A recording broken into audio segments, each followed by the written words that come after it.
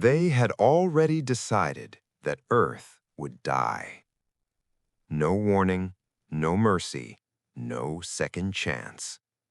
Far beyond the stars, in a chamber so old that even its builders had turned to dust, the rulers of the galaxy sat in silence and judged one small blue planet. On the glowing sphere before them, Earth turned slowly in the dark, peaceful and beautiful, unaware that its last sunrise might already have been chosen. The Galactic Council had watched young worlds for thousands of years. They called it order. They called it peace. But many species feared them for what they truly were, judges hiding behind law. If a civilization seemed dangerous, unstable, or too wild to control, the Council did not negotiate. It erased them. Now, Earth stood before them. One by one, voices rose across the chamber. Humans are violent. They poison their own world. They fight each other endlessly. They are advancing too fast. Images appeared in the air.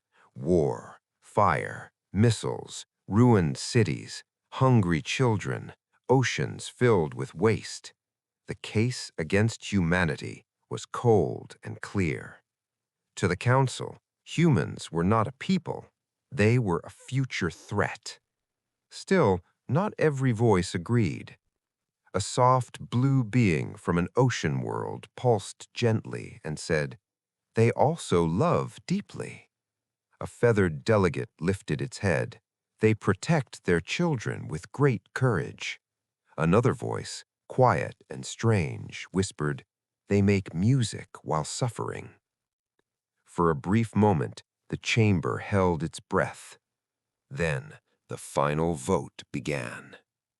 Lights flashed across the chamber like distant stars. Preserve, delay, observe, erase. When the last light settled, the answer burned above Earth's image like a sentence written by death itself. Extermination approved. No one on Earth heard it. Not the mother kissing her son before school.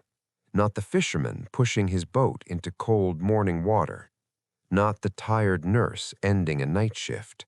Not the little girl laughing at a stray dog in the street. Life went on. Cars filled highways. Markets opened.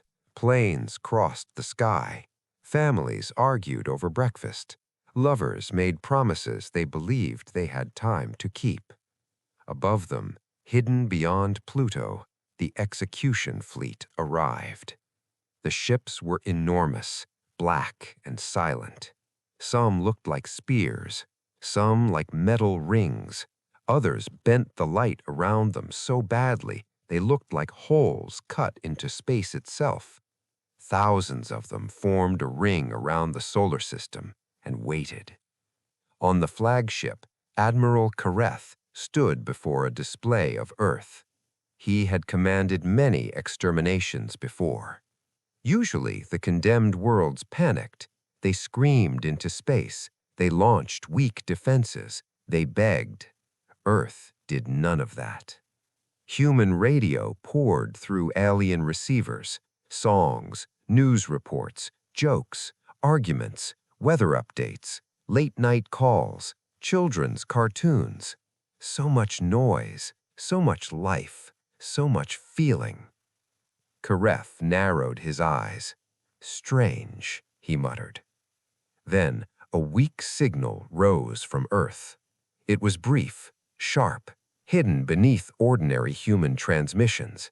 Not random, not accidental, and not human in any normal way. The signal vanished before full analysis could begin. For the first time, the Admiral felt something he had not felt in many years. Unease. Because Earth was not acting like prey, it was acting like something that had been quiet for a very, very long time and had just decided to speak. When the galaxy tries to decode Earth's secret signal, they discover humanity may have been hiding something impossible the entire time. On the flagship, every screen turned toward the same point on Earth. A weak signal, a tiny pulse, something so small it should have been ignored, but it was not. Admiral Karath stood still, his hands locked behind his back, while the sound engineers replayed the strange transmission again and again. It did not sound like human speech. It did not match music, military code, emergency broadcast, or any known satellite chatter. It came in a pattern, cold, clean, and precise, like a whisper made by a machine. "Source?" Karath asked. A thin, silver-skinned officer moved fast over the glowing controls, still tracing Admiral. It was buried under thousands of Earth signals. Whoever sent it knew how to hide it. "Human military?" The officer hesitated. "No, sir. It is too advanced." That answer changed the air in the room. Around them, the bridge crew became quieter. A world marked for extermination was not supposed to surprise the fleet. Fear belonged to planets like Earth, not to trained officers of the Council. But now fear had entered the room anyway. Karath watched the blue planet spin slowly on the main display. Beautiful, fragile, loud, primitive, and somehow not simple. "Play it again," he ordered. The signal pulsed through the chamber.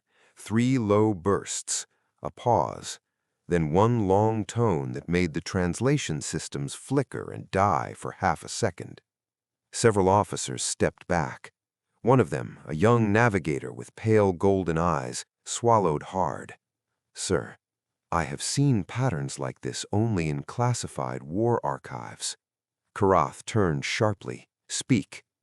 The navigator's voice shook. "Pre-council records from the first collapse era. Signals used near forbidden zones. The meaning was never confirmed, but fleets were ordered to retreat when they appeared." A quiet wave of tension spread across the bridge. The first collapse era was almost a myth now. Ancient wars, dead empires, entire spar systems burned into silence. Most officers only knew fragments, old warnings repeated without context. Dangerous stories told to remind children why order mattered. Karath did not believe in ghost stories, but he believed in patterns. "Open the archives," he said. "Those records require council-level access. Then override it." The officer obeyed. Moments later, broken symbols filled the central screen. Most were damaged beyond use. Many had been deliberately erased.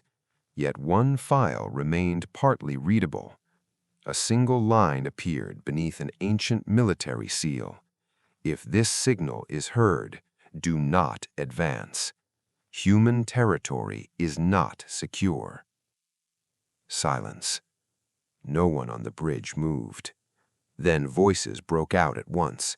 "That is impossible. The humans only reached early spaceflight. This file must be false. Tampering, maybe." Karath said nothing. His face hardened, but inside, something cold slid down his spine. Human territory. Not Earth, not Sol, not one planet. Territory. As if someone long ago had mapped them as a power. At that exact moment, another transmission burst from Earth. Stronger this time. It was no longer hiding. The fleet alarm screamed. Across the execution line, systems flickered, navigation grids bent, targeting locks vanished. 3 destroyers lost formation at once, drifting like dead ships in the dark. On every screen, a message appeared in unknown symbols, then shifted suddenly into the fleet's common language. Just one sentence. "We heard your vote." The bridge went silent in horror. Far below, on Earth, people walked to work, bought coffee, kissed loved ones goodbye, and looked up at an ordinary sky. None of them knew the galaxy had come to kill them. None of them knew something had just answered back. And deep beneath the ice of Antarctica, where no human eyes had seen for generations, an ancient chamber slowly began to wake. As the alien fleet falls into panic, Earth's buried secret opens its eyes beneath the frozen dark, and the first truth about humanity is finally revealed. The alien fleet had destroyed hundreds of worlds. They had watched planets burn without hesitation. They had silenced civilizations that had ruled stars for thousands of years. But never, not once, had a condemned world spoken back after the extermination vote. Yet Earth had, and the message still glowed across every screen in the fleet. "We heard your vote." Admiral Kareth stared at the words. His voice was calm, but the calm felt forced. "Trace the signal again." "It's not coming from satellites," one officer said. "Not from human military systems either," another added. "Then where?" The room went quiet. A moment later, the silver-skinned communications officer answered. "Admiral, the signal is coming from beneath Earth's surface." Kareth frowned. "Depth?" The officer zoomed the scan deeper. Ocean crust, then bedrock, then deeper still. The signal source appeared under the thick white mass of Antarctica, miles beneath frozen ice, so deep that even advanced human drilling technology could not reach it. "That is impossible," someone whispered. But the sensors did not lie. Something was there, something ancient. "Magnify the area," Kareth ordered. The display shifted. The southern continent filled the screen, an endless land of ice storms and silent mountains. To humans, Antarctica was a cold wilderness, visited only by scientists and research stations. But the fleet's deep scanners showed something else. A structure. Perfect geometric shapes, hidden under kilometers of ice and rock. It was enormous. Even the smallest chamber inside it was larger than the fleet's flagship. Kareth felt a strange weight settle in his chest. "How long has that been there?" he asked quietly. The science officer ran a fast analysis.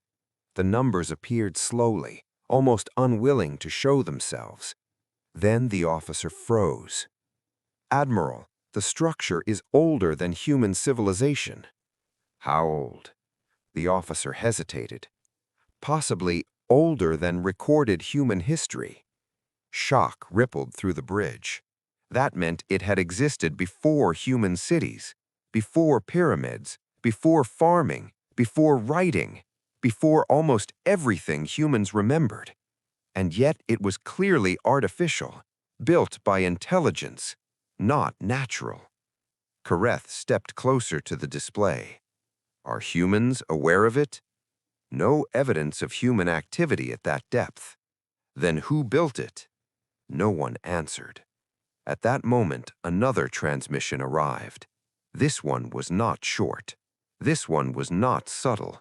The alien translation system struggled for several seconds before finally producing words.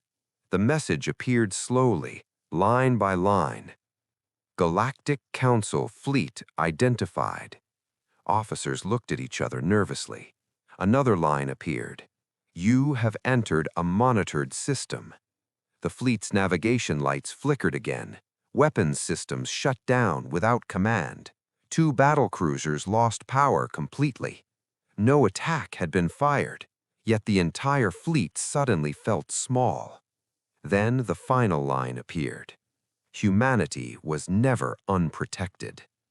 Admiral Kareth felt his throat tighten. This was not human defense system. The tone was wrong, too calm, too old, too confident, and most terrifying of all, it spoke about humans as if it had been watching them for a very long time. On Earth, life continued without knowing any of this. A boy in Brazil kicked a soccer ball through dusty streets. A train crossed snowy mountains in Japan. A woman in Canada held her newborn child for the first time. Humanity laughed, argued, loved, and dreamed, unaware that the galaxy had arrived to judge them, and unaware that something beneath their world had already judged the galaxy first. Deep below Antarctica, the ancient structure came fully alive. Massive doors that had not moved for tens of thousands of years slowly began to open. Inside, machines older than most stars awakened one by one. Lights flickered across endless corridors. Systems checked the sky. And far below the ice, a voice that had been silent since before human memory spoke again. Not to Earth, but to the fleet above it. Recommendation: leave. On the flagship bridge, Admiral Kareth suddenly realized something terrifying. The message was not a threat. It sounded more like advice, and advice meant the galaxy still had a choice. For now. When the Galactic Council learns what is hidden beneath Earth, ancient records reveal a terrifying possibility.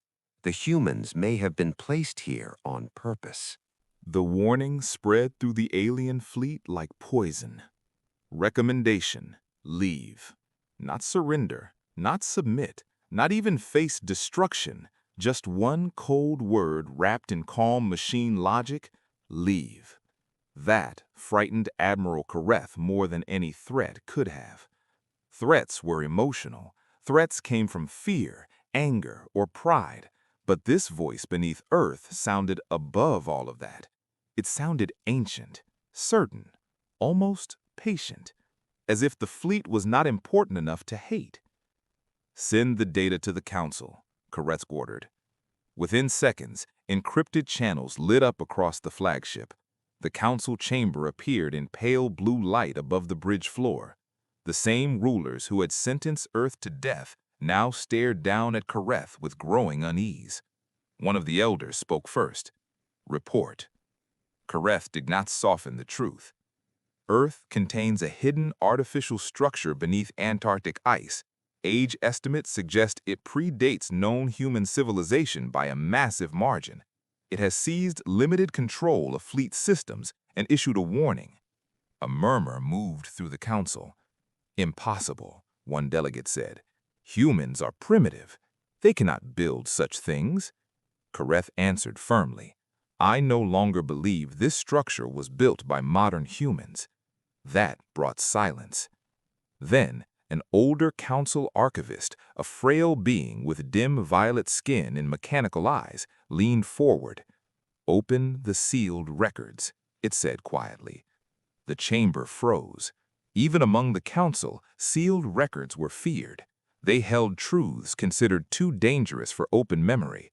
Lost wars, failed empires, names erased on purpose. Authorization? Another delegate asked. The archivist lifted one trembling hand. By ancient emergency code. A hidden archive opened. Broken fragments filled the chamber. Star maps, dead languages, red warning symbols so old that even the council no longer used them. Most of it was damaged. Some had clearly been removed long ago. Then one recovered file translated enough to read. Project Shepherd initiated. World selected. Sol 3. Subject species, human. Directive, conceal, monitor, preserve until awakening threshold. No one breathed. Kareth looked up sharply. Read that again. The file repeated the words. Conceal, monitor, preserve. Cold shock passed through every mind in the chamber.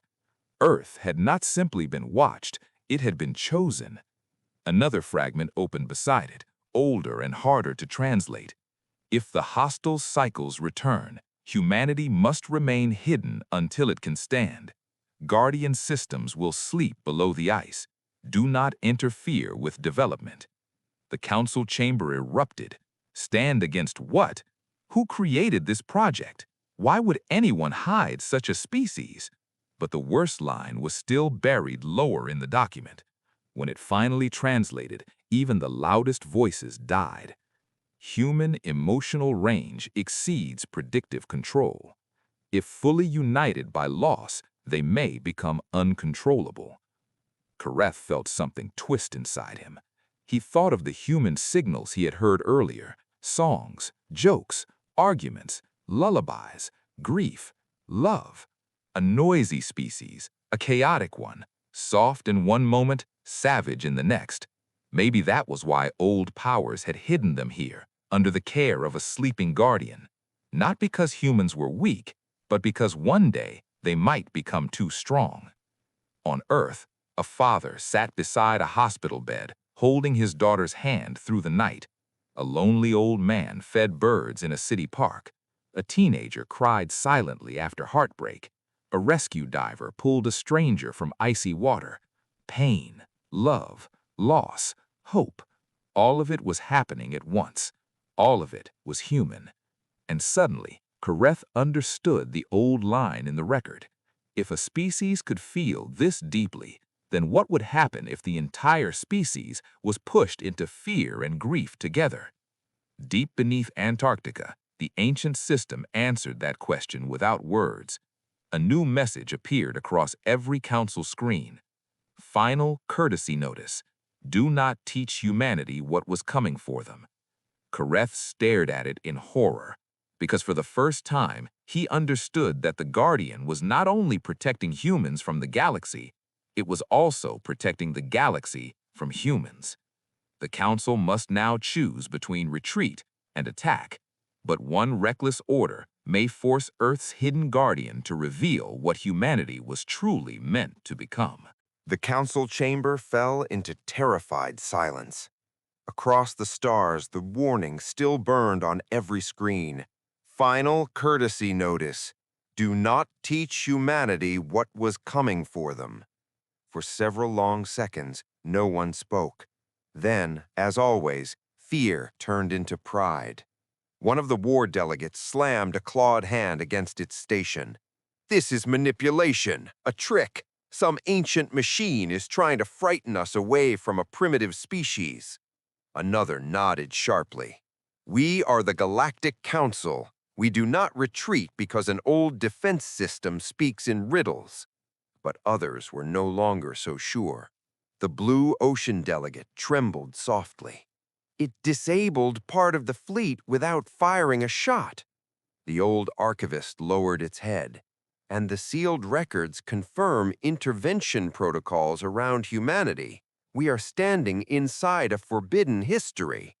History is dead, snapped the war delegate. Power is present.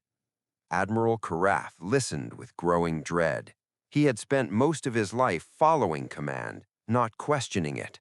But something deep inside him was now screaming that this mission had already gone wrong in ways the Council still did not understand. He spoke carefully. We came here believing Earth was defenseless. That belief was false. We believed humans were unknown. That belief was false. We believed we controlled first contact. That belief was false. A few council members looked away.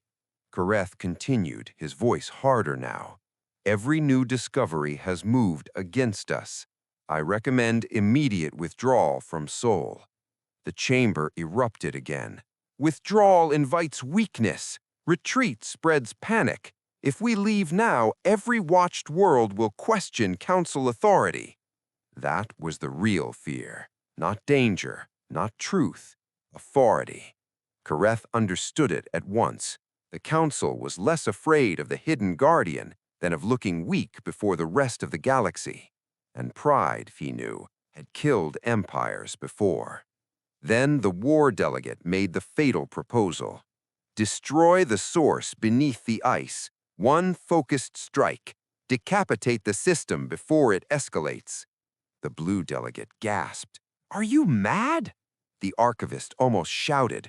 You do not understand what you are touching. But the war delegate pressed on. If the machine can interfere with our fleet, it is a threat. Remove it, then proceed with Earth's extermination. Kareth felt true fear now, not for himself, for everyone.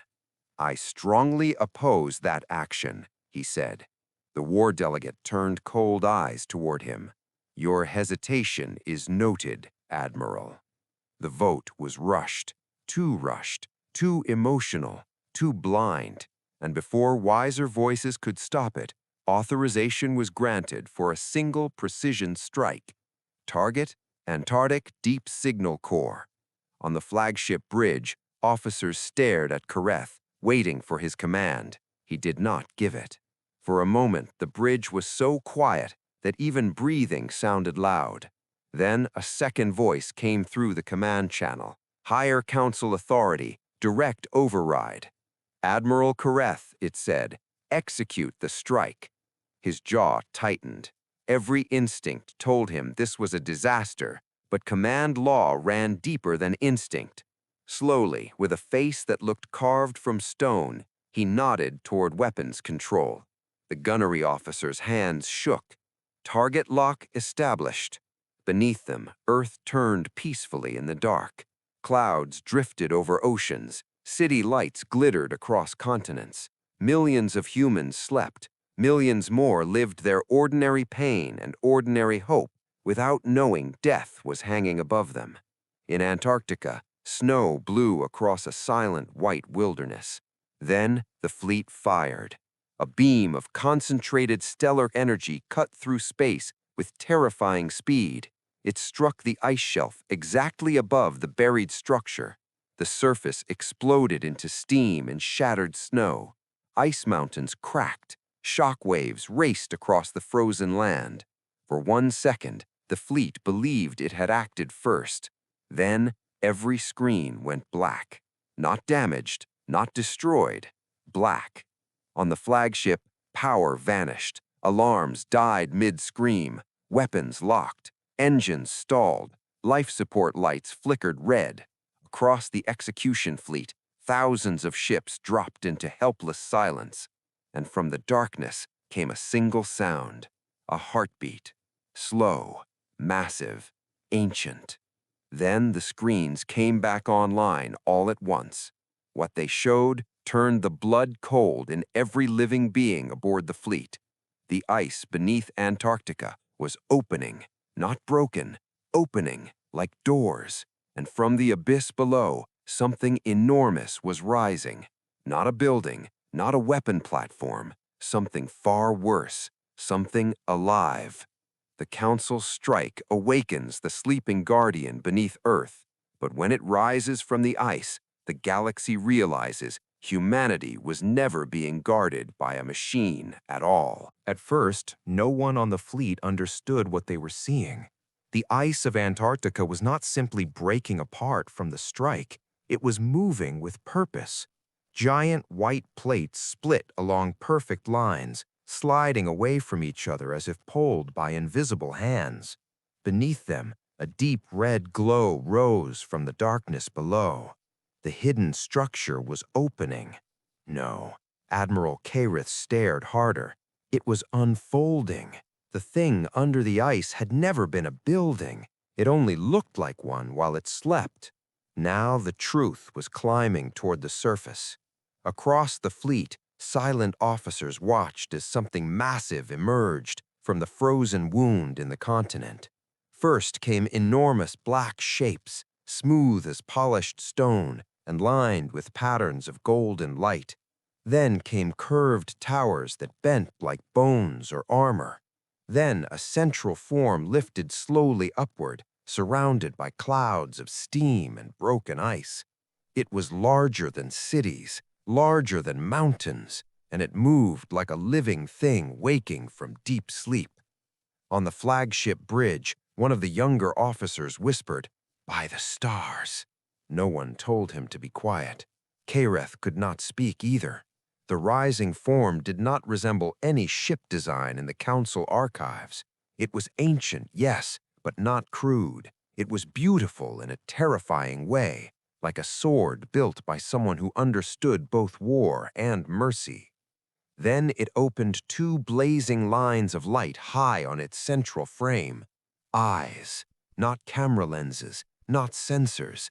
Eyes. A living mind looked into space from beneath Earth, and in that instant, every remaining doubt died. The Guardian was not an automated system. It was a being, a sleeping guardian intelligence wrapped in armor older than most civilizations. The fleet's translation systems came alive without being asked. A voice filled every ship at once. It was calm, deep, neither male nor female, and full of unbearable age. I warned you. Several officers collapsed into their seats in shock. Kareth forced himself to stand straight. Identify yourself, he said, though his throat felt dry.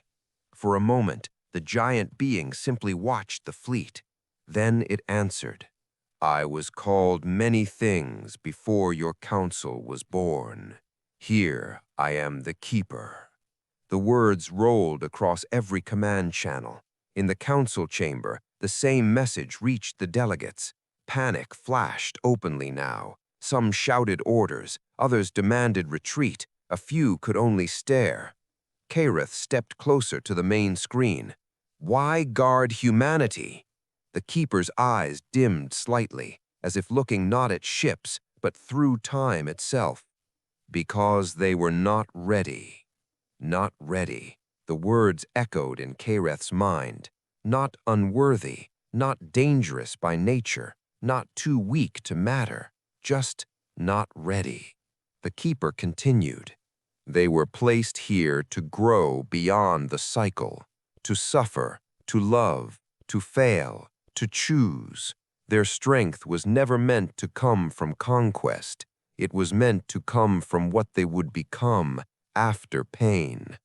On Earth, storms moved over oceans. A child cried in a dark room and was comforted by her mother. A firefighter ran into smoke. A doctor kept trying even after losing one patient because another still needed saving. Human pain, human love, human choice. Now Kareth understood. The galaxy had looked at humans and seen chaos, but the Keeper had looked at the same species and seen unfinished potential. One of the council war delegates broke into the channel, voice shaking with rage. Destroy it! All ships, fire! Kareth spun toward the command systems. No! But the order had already gone out. 100 ships tried to comply. None succeeded. The Keeper did not attack. It simply looked at them.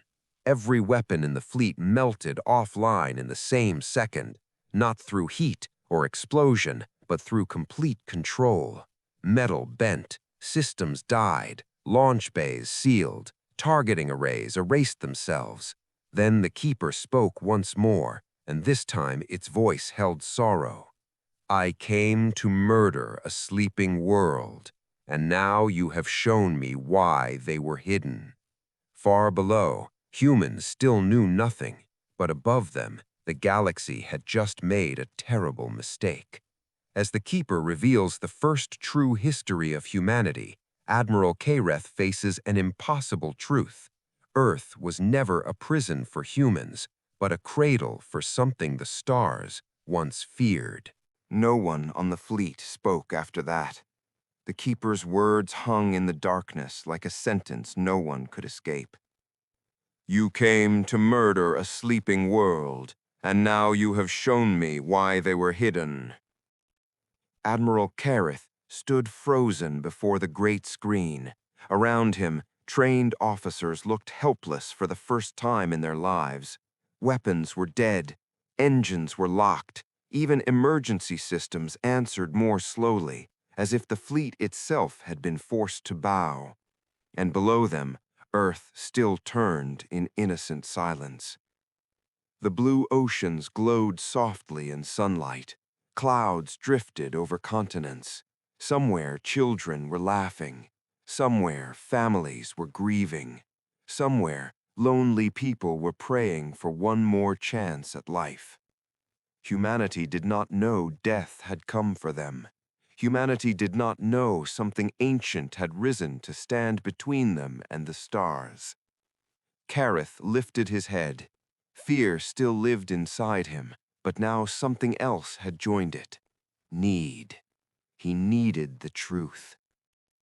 "You said they were hidden," he said carefully. "Hidden from what?" The keeper's vast eyes dimmed, and for a moment its expression felt almost sad. "From the old hunger." A wave of confusion spread across the remaining fleet channels. Kareth frowned. "Explain." The stars around Earth shifted on the keeper's display. Ancient maps formed in glowing lines. Systems appeared, then vanished in fire. Entire regions of space turned black. Fleets shattered.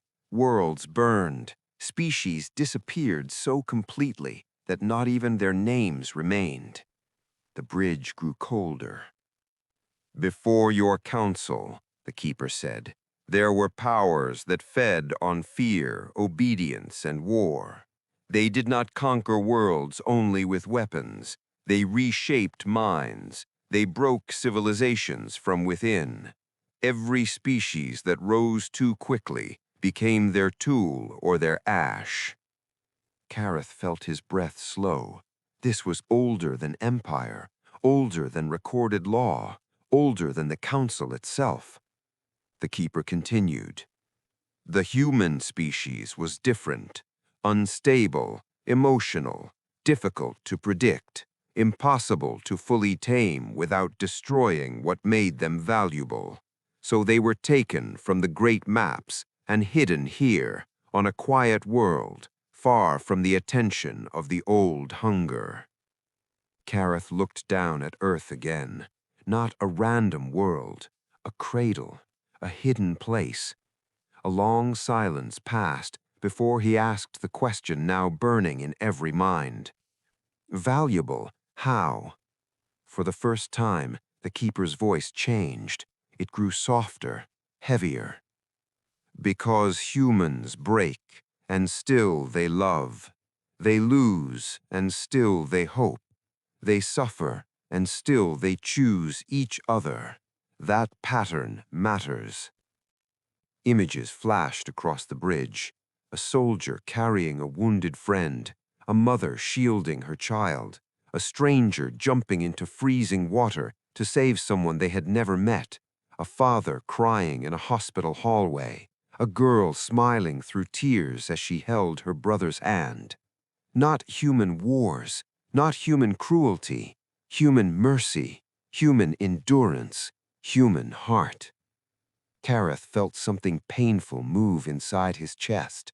All his life, Earth had been described as a risk, a future threat, a violent species waiting to spread its chaos. But now he saw the truth in a way no report had ever shown. Humans were dangerous, yes, but not because they loved destruction, because even after pain, they still reached for light. And perhaps the stars had always feared that most of all. Then the keeper spoke the darkest line yet. "If humanity had learned today that the galaxy came to erase them, they would never be the same again." Kareth understood at once. This guardian had not only saved Earth, it had saved the future version of humanity from being born in hatred. And that was a mercy the Council did not deserve. Fear does strange things to the powerful. Sometimes it makes them quiet. Sometimes it makes them cruel.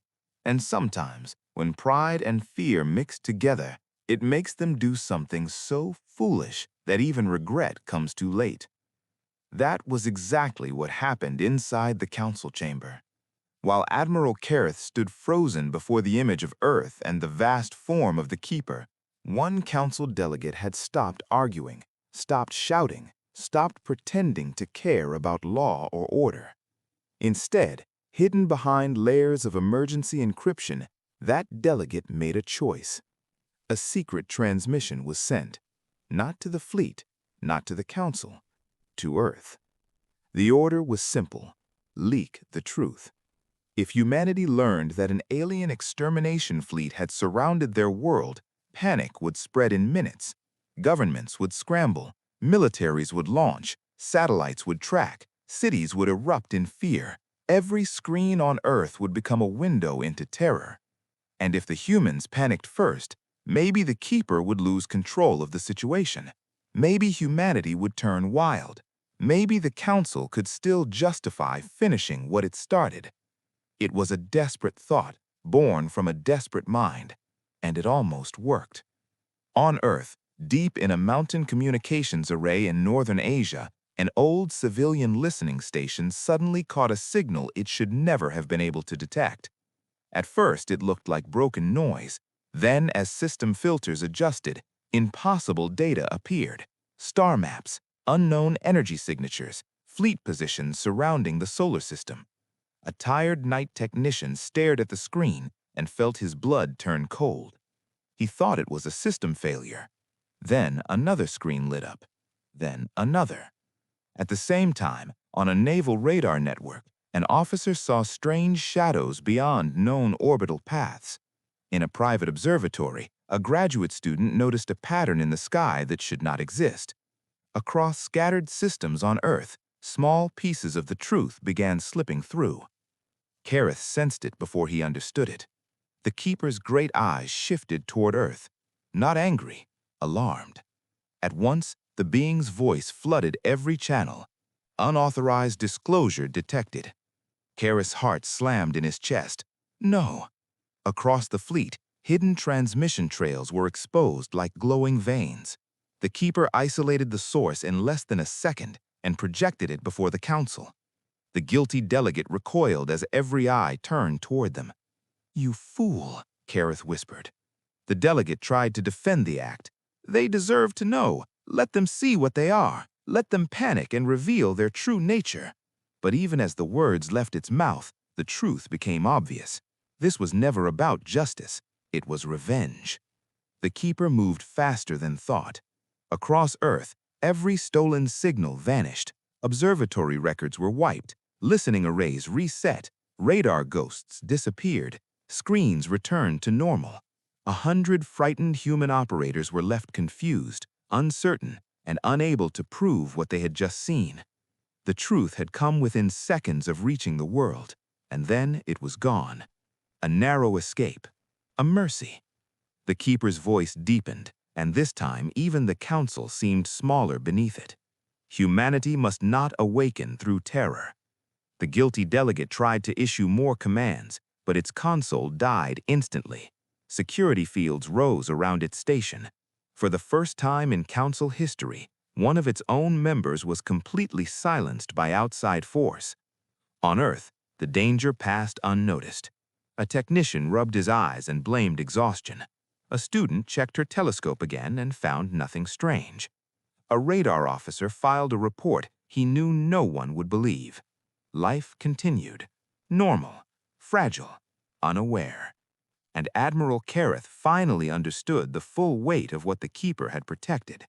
Not only human lives, human innocence. Because once a species learns the universe came to murder it, something inside that species changes forever. With the Council exposed and humiliated, the Keeper gives Kareth one final chance to prevent disaster. But first, he must decide whether he still serves the Council or the truth. The fleet no longer looked like an army. It looked like wreckage that had forgotten how to fall. Thousands of warships drifted in helpless silence around the solar system, their weapons dead, their commands broken, their pride torn open for all to see. No one fired, no one advanced, even fear had become quiet. At the center of it all, Earth continued to turn beneath them, blue, soft, alive. Admiral Kareth stood on the dark bridge of his flagship and stared at the planet he had come to erase. For the first time in his long military life, he did not feel like a commander. He felt like a witness. The Keeper's voice moved through the ship again, deep and steady as distant thunder. "Admiral Kareth."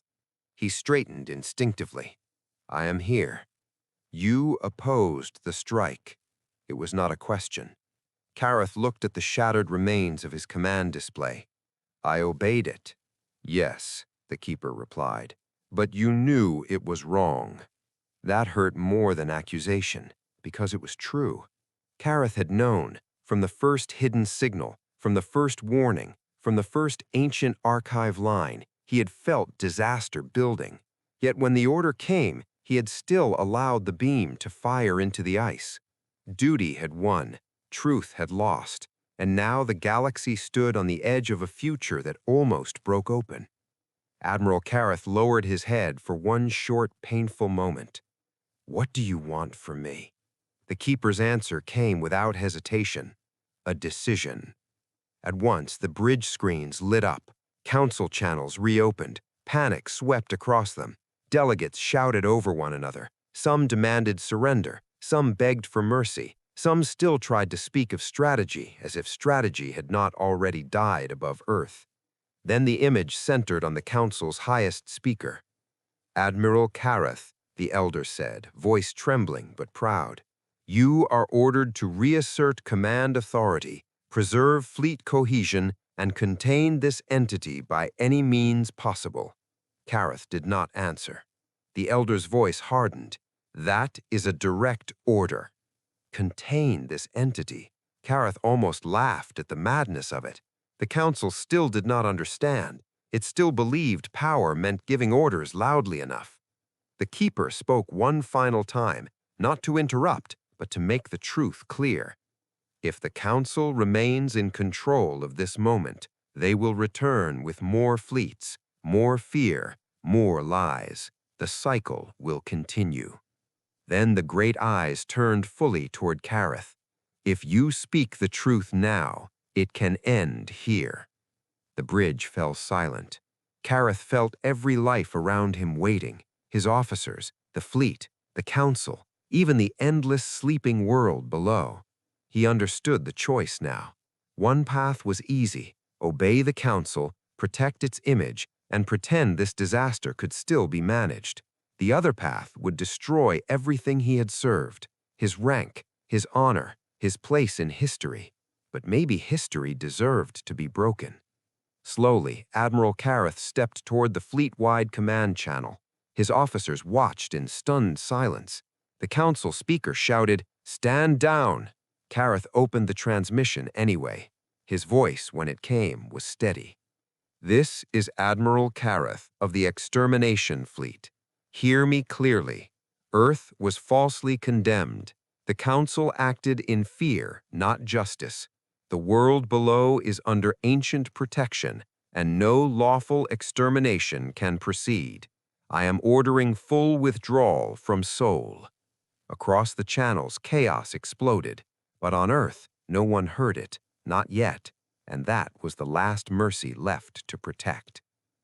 Kareth's defiance shocks the galaxy, but as the fleet begins to retreat, the Keeper reveals one final truth that could change not just Earth's future, but the future of every living world. For one long second after Admiral Kareth finished speaking, the entire fleet went silent. Not the silence of peace, the silence of shock. Thousands of officers across thousands of ships stared at their screens, unable to believe what they had just heard. A serving admiral had openly defied the Galactic Council. He had called their judgment false. He had ordered retreat from a world already marked for extermination. That alone was enough to shatter careers, fleets, and governments. But Kareth had done it above Earth, above the sleeping world that had nearly been murdered without ever knowing why. The council chamber erupted at once. "You traitor! You have exceeded all authority! Cut his command access! Arrest him immediately!" Their voices crashed into each other like frightened animals in a storm. But none of it mattered. Their systems still did not fully obey them. The Keeper's presence hung across every network like gravity itself. Kareth stood still and let them scream. For the first time in many years, he felt strangely calm. It was the kind of calm that only comes after fear has already done its worst. He had crossed the line. There was no going back.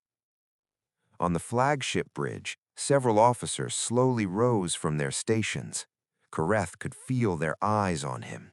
He did not know whether they would support him or place him under arrest. Then the silver-skinned communications officer spoke first. "Withdrawal course drafted, Admiral." Kareth looked at him. The officer's face was pale but steady. "Awaiting your command." A navigator stood next, then a systems analyst, then the gunnery chief whose hands had once shaken while preparing the strike. One by one, officers across the bridge chose their side. Not the council, the truth. Kareth felt a tight pain in his chest, sharp and unexpected. It was not fear this time. It was relief. "Transmit fleet-wide retreat pattern," he said quietly. "Yes, Admiral." Across the execution fleet, engines remained weak, weapons remained dead, but navigation began to respond. Great ships started turning, slowly and carefully, away from Earth. The circle of death around the solar system began to break apart. And then the Keeper spoke again. This time, its voice did not sound like a warning. It sounded like a door opening. "Before you leave, there is more you must understand." The starfield changed across every screen. Ancient records appeared, not broken this time, but whole. The Keeper was no longer sharing fragments. It was revealing memory. Kareth watched as old galactic history unfolded, like a wound reopening. He saw the rise of civilizations long forgotten. He saw the first age of expansion. He saw alliances, betrayals, wars, and then something darker. An enemy without a single face or form. A spreading force that turned species against themselves. It did not always attack with fleets. It infected thought, fear, and hunger for control. It made strong empires cruel and weak societies desperate. It fed on division until worlds destroyed themselves. The old hunger. Now Kareth finally understood. It had never fully vanished. It had only changed shape over time. The Keeper's voice filled the channels. "The Disciple survived by teaching the galaxy to fear what it could not control." Images shifted again. Worlds were judged too emotional, too unstable, too creative, too independent, too alive. They were erased in the name of order. Kareth's face slowly hardened.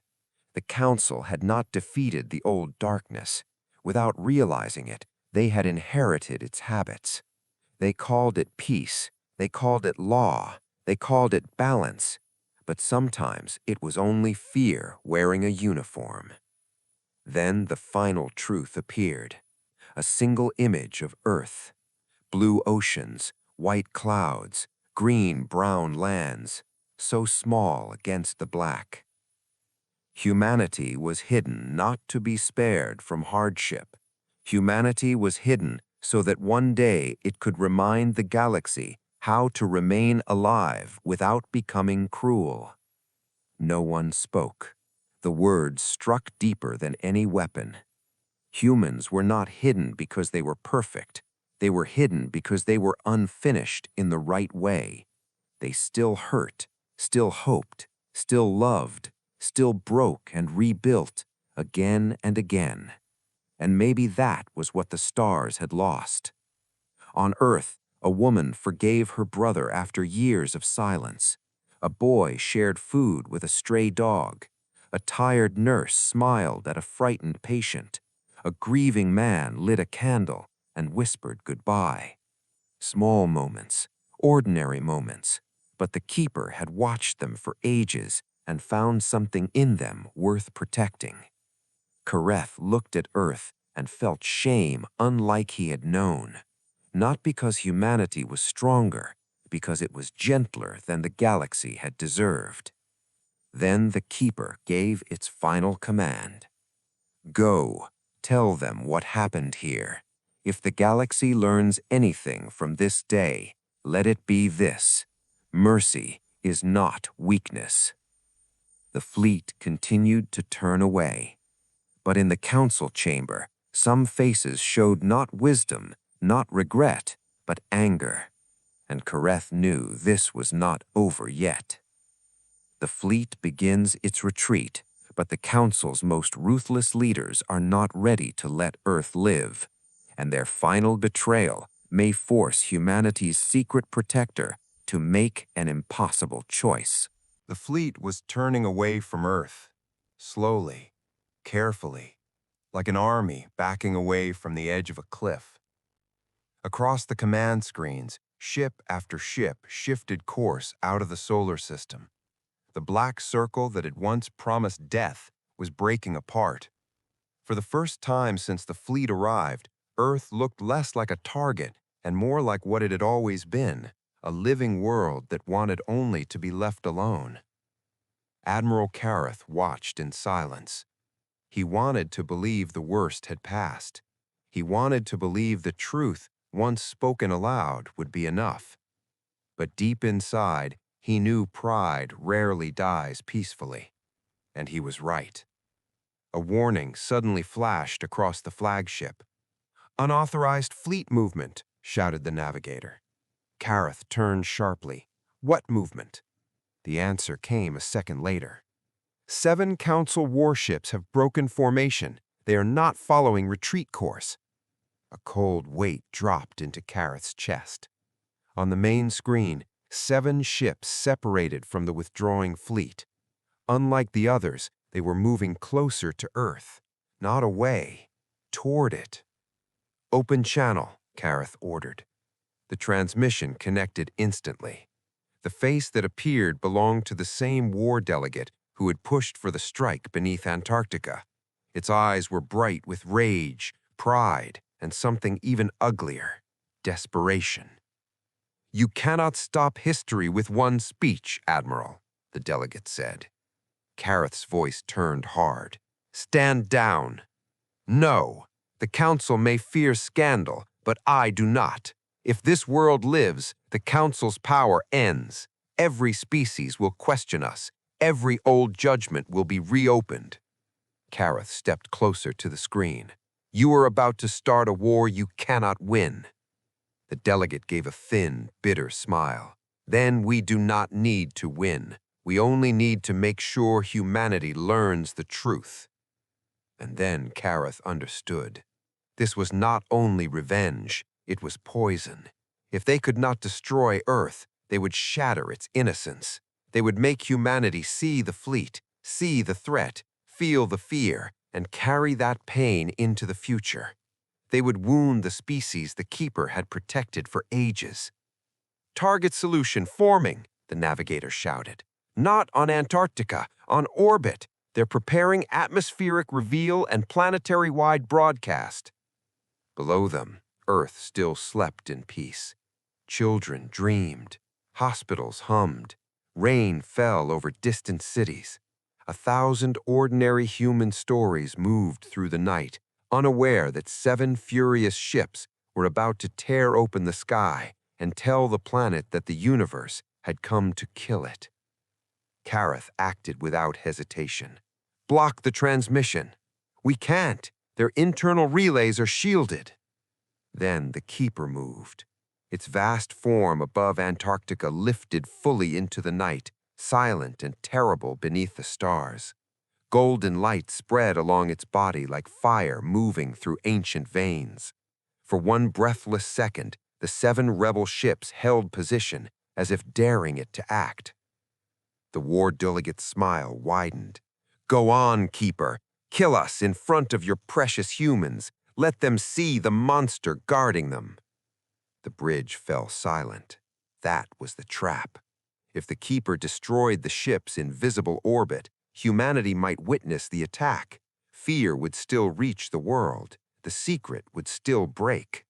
For the first time since rising from the ice, the Keeper did not answer immediately.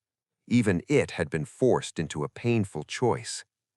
Then, in a voice so quiet it felt almost human, the Keeper said, "I will not save them by becoming what they fear."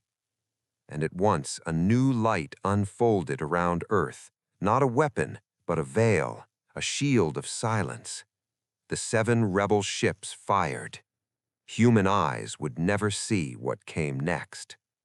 As the final attack begins above an unsuspecting Earth, the Keeper and Kareth make their last stand, and the future of humanity will be decided without humanity ever knowing how close it came to losing everything. The 7 rebel ships fired at once. Above Earth, beams of terrible power crashed into the veil the Keeper had spread across the planet. The shield did not flash like ordinary energy barriers. It moved like silent water made of light, bending the attacks away from the human world below. From Earth, the night sky stayed calm. No one saw the war above them. No child woke screaming. No city fell into panic. No mother looked up and realized the stars had come to kill her family. That mercy held, but only barely. On the flagship, Admiral Kareth gripped the command rail so hard his hands ached. "Status." "The veil is holding," the systems officer said, voice shaking. "But the rebel ships are overloading their cores. They are turning themselves into impact weapons." Kareth felt ice flood through his body.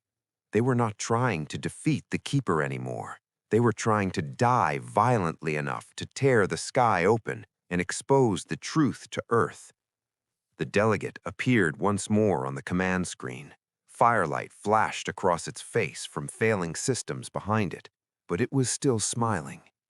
If humans must live, then let them live wounded.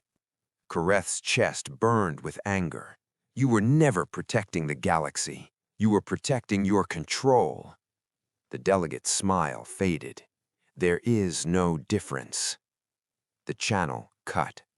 A moment later, all 7 ships accelerated toward the edge of Earth's orbit, burning like black spears. The Keeper rose higher above Antarctica. Its ancient form shone with gold and deep red light, vast enough to look like a second moon hidden in shadow. For the first time, its voice carried strain. "Admiral Kareth, I can stop them, but the veil will fall for several seconds." Several seconds. That was enough. Enough for telescopes, satellites, radar systems, defense networks, and billions of human eyes to catch something impossible. Enough to change Earth forever. Kareth looked down at the planet. He thought of the child laughing in a park, the nurse comforting a stranger, the father sitting beside a hospital bed, the lonely, hopeful, hurting human world below that had done nothing to deserve this fear. Then he made his final choice. "Transfer all remaining fleet power to the Keeper," he ordered. The bridge stared at him. "That will disable every ship completely," said the navigator. "Yes," Kareth replied. "Do it." Across the retreating fleet, powerless vessels gave up the last of their stored energy. One by one, lights dimmed, engines slept, systems emptied. The fleet became a silent offering in the dark, and the Keeper received it. Its great form blazed brighter than sunrise. Then it moved, not with rage, not with cruelty, with perfect control. 7 lines of light reached across space and wrapped around the rebel ships. Their weapons died, their engines froze, their cores went dark before overload could finish. The ships stopped in silence, hanging harmless and broken above the world they had tried to wound. The veil never fell. Earth never saw. Below, dawn touched oceans. Birds crossed the sky. Alarms rang in kitchens. Children got ready for school. 1,000 ordinary mornings began, and humanity never knew how close it had come to losing everything. Hours later, the fleet finally withdrew from Sol. The Amzalam's authority was shattered. Its crimes would be known. Its old fear would no longer hide behind noble words.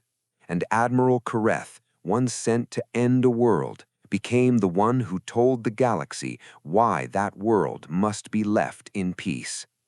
The Keeper returned beneath the Antarctic ice.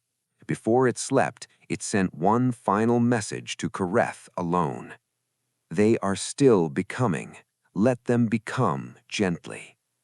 Then it was gone, and Earth remained what it had always been, not weak, not forgotten, not doomed, but alive, a hidden cradle of pain, love, hope, and strange, beautiful courage.